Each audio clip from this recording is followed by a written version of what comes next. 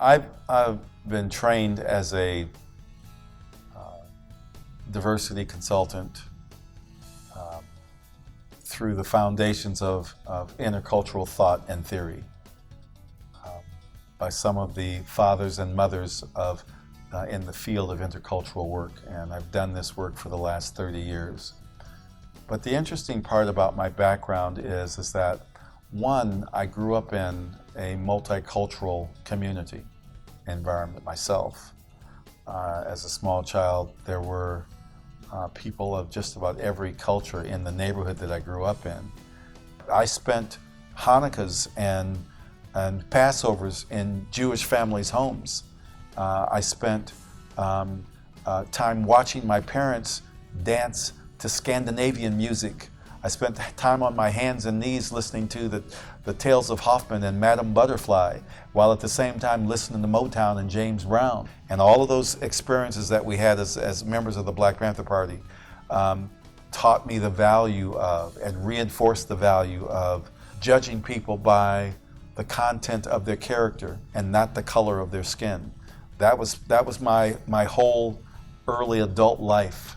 I spent 16 years as a Panther, and that philosophy engulfed me. You will hear me say, you will hear former Panthers say that our struggle grew out of a love for people and a love for a community and a love for our own community.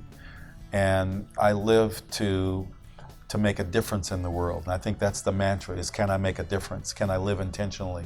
When I'm in a training room and I'm working with clients and people are wondering, what's the next thing? What do I do when I walk out of this classroom? And my response to people that ask is for them to live intentionally, to live a life of intentional inclusion. And so the mantra is how do I respect my fellow human being? How do I live intentionally to make sure that I value who they are and gain their respect so that they can respect me? There's a Bantu greeting that is from an aspect of African culture that says that when you greet someone, you greet them by saying, "I see you," which says that I acknowledge who you are, I respect you.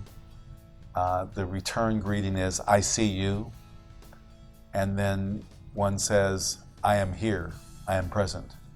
So I'm here, you have my focus, you have my attention, I see who you are and I acknowledge and recognize who you are and respect you for who you are. And likewise, the person reciprocates and says the same thing. That is the essence of who I am, the essence of the work that I do, both in the classroom and outside of the classroom. It is what I learned growing up in my house. It is what I learned as a member of the Black Panther Party, and it's what I learned as an interculturalist or someone trying to become more culturally competent as I go through life.